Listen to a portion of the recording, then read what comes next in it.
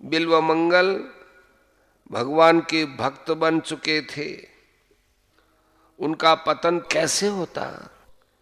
दीनवत्सल भगवान ने अज्ञानांध बिल्वमंगल को विवेक चक्षु प्रदान किए। उनको अपनी अवस्था का यथार्थ भान हो गया, हृदय शोक से भर गया और न मालूम क्या सोचकर उन्होंने पास के बेल के पेड़ से 2 कांटे तोड़ लिए। इतने में ही सेठ की धर्मपत्नी वहां आ पहुंची। बिल्वमंगल ने उसे फिर देखा और मन ही मन अपने को धिक्कार देकर कहने लगे, हे अभागी आंखों, यदि तुम न होती तो आज मेरा इतना पतन क्यों होता? इतना कहकर बिल्वमंगल ने, चाहे वह इनकी कमजोरी हो या और कुछ, उस समय इन चंचल नेत्रों को दंड देना ही उचित समझा और तत्काल उन दोनों कांटों को दोनों आंखों से भौंक लिया। आंखों से रुधिर की धारा बहने लगी। बिल्वमंगल हंसते और नाचते हुए तुमुल हरित ध्वनि से आकाश को गुंजाने लगे। सेठ को और उनकी पत्नी को बड़ा दुख हुआ, परंतु वे बेचारे निरुपाय थे। बिल्वमंगल का बचा खुचा चित्त मल भी आज सारा नष्ट हो गया और अब तो वे उस अनाथ के नाथ को अति शीघ्र पाने के लिए अत्यंत ही व्याकुल हो उठे। परम प्रियतम श्री कृष्ण के वियोग की दारुण व्यथा से उनकी फूटी आंखों ने 24 घंटे आंसुओं की झड़ी लगा दी। न भूख का पता, न प्यास का, न सोने का ज्ञान और न जगने का। कृष्ण कृष्ण की पुकार से दिशाओं को गुंजाते हुए बिल्वमंगल जंगल जंगल और गांव गांव में घूम रहे हैं। जिस दीनबंधु के लिए जानबूझकर आंखें फोड़ी, जिस प्रियतम को पाने के लिए ऐश आराम पर लात मारी, वह मिलने में इतना विलंब करे, ये भला किसी से कैसे सहन हो सकता है? ऐसी दशा में प्रेममय श्री कृष्ण कैसे निश्चिंत रह सकते हैं? एक छोटे से गोप बालक के वेश में भगवान श्री कृष्ण बिल्वमंगल के पास जाकर अपनी मुनिमन मोहिनी मधुर वाणी से बोले, सूरदास जी, आपको बड़ी भूख लगी होगी, मैं कुछ मिठाई लाया हूं, जल भी लाया हूं, आप इसे ग्रहण कीजिए। बिल्वमंगल के प्राण तो बालक के उस मधुर स्वर से ही मोहे जा चुके थे। उसके हाथ का दुर्लभ प्रसाद पाकर तो उनका हृदय हर्ष के हिलोरों से उछल उठा। बिल्वमंगल ने बालक से पूछा, भैया तुम्हारा घर कहाँ है? तुम्हारा नाम क्या है? तुम क्या काम करते हो? बालक ने कहा, मेरा घर पास ही है, मेरा कोई खास नाम तो है नहीं। जो मुझे जिस नाम से पुकारता है मैं उसी से बोलता हूं। गायें चराया करता हूं। मुझसे जो प्रेम करते हैं मैं भी उनसे प्रेम ही करता हूं। बिल्व मंगल बालक की मधुर वाणी सुनकर मुग्ध हो गए। बालक जाते जाते कह गया कि मैं रोज आकर आपको भोजन करवाया जाया करूंगा। बिल्व मंगल ने कहा, बड़ी अच्छी बात है, तुम रोज आया करो।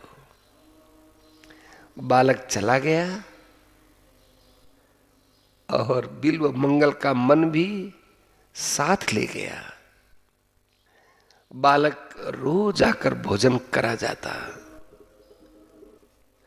बिल्व मंगल ने यह तो नहीं समझा कि मैंने जिसके लिए फकीरी का बहाना लिया और आंखों में कांटे चुभाए, यह बालक वही है। परंतु उस गोप बालक ने उनके हृदय पर इतना अधिकार अवश्य जमा लिया कि उनको दूसरी बात का सुनना भी असह्य हो उठा। एक दिन बिल्व मंगल मन ही मन विचार करने लगे कि सारी आफतें छोड़कर यहां तक आया, यहां ये नई आफत क्या लग गई। स्त्री के मोह से छूटा तो इस बालक के मुंह में फंस गया। वे यूं ही सोच रहे थे कि वह रसिक बालक उनके पास आ बैठा और अपनी दीवाना बना देने वाली वाणी से बोला, बाबा जी चुपचाप क्या सोचते हो, वृंदावन चलोगे। वृंदावन का नाम सुनते ही बिल्व मंगल का हृदय हरा भरा हो गया, परंतु अपनी असमर्थता प्रकट करते हुए बोले, अरे भैया मैं अंधा हूं, वृंदावन कैसे जाऊं। बालक ने कहा, ये लो मेरी लाठी, मैं इसे पकड़े पकड़े तुम्हारे साथ चलता हूं। बिल्व मंगल का चेहरा खिल उठा। लाठी पकड़कर भगवान भक्त के आगे आगे चलने लगे। हे प्रभु, धन्य है आपकी दयालुता, भक्त की लाठी पकड़कर मार्ग दिखाते हैं।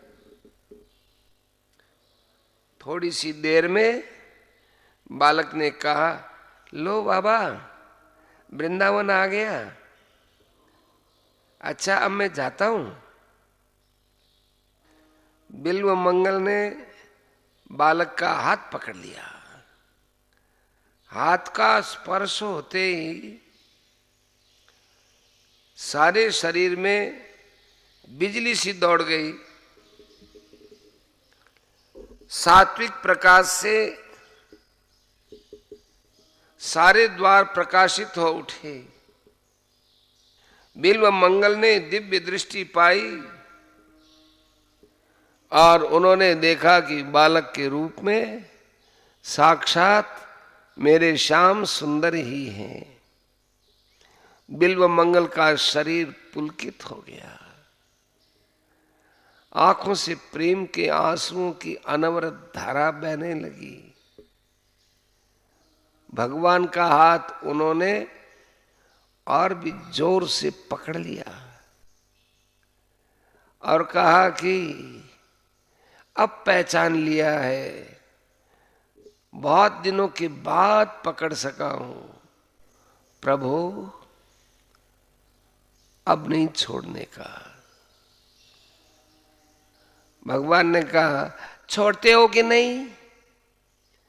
बिल्व मंगल ने कहा, नहीं, कभी नहीं, त्रिकाल में भी नहीं। भगवान ने जोर से झटका देकर हाथ छुड़ा लिया। भला जिसके बल से बलान्विता होकर माया ने सारे जगत को पद दलित कर रखा है, उसके बल के सामने बेचारे अंधे बिल्वमंगल क्या कर सकते थे, पर उन्होंने एक ऐसी डोरी से उसको बांध लिया था कि जिससे छूटकर जाना उनके लिए बड़ी टेढ़ी बात थी। हाथ छुड़ाते ही बिल्वमंगल ने कहा, जाते हो पर याद रखो, हस्तम उत्क्षिप्य यातोसी बलात् कृष्ण किमद्भुतम हृदयाद्यदि निर्यासी पौरुषम गणयामि ते। हे कृष्ण, तुम बलपूर्वक मुझसे हाथ छुड़ाकर जाते हो, इसमें क्या आश्चर्य है। मैं तुम्हारी वीरता तो तब समझूं जब तुम मेरे हृदय से निकल कर जाओ। बिल्वमंगल अत्यंत दुराचारी थे, भक्त बने और पतन का कारण सामने आने पर भी बच गए और अंत में भगवान को प्राप्त करके कृतार्थ हो गए। वृंदावन जाते समय इन्होंने रास्ते में भावावेश के समय जिन मधुर पद्यों की रचना की, उन्हीं का नाम श्री कृष्ण करणामृत है। उसके पहले ही श्लोक में चिंतामणि को गुरु बनाकर उसकी वंदना की है। चिंतामणिर्जयति सोमगिरिर्गुरुर्मे शिक्षा गुरुश्च भगवान शिकिपिच्छमौलिः यत्पादकल्पतरुपल्लवशेखरेषु लीला स्वयंवर रसम लभते जयश्री। मेरे मोह को दूर करने वाली चिंतामणि वेश्या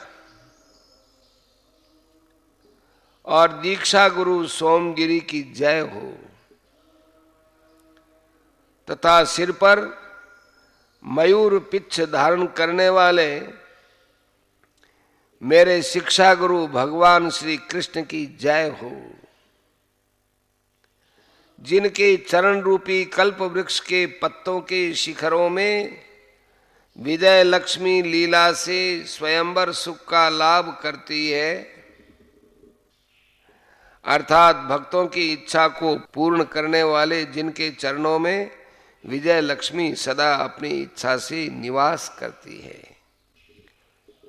श्री सुखदेव जी की भांति बिल्वमंगल ने भी भगवान श्री कृष्ण की मधुमयी लीला का आस्वादन किया था। इसी से उनका एक नाम लीला सुख भी है।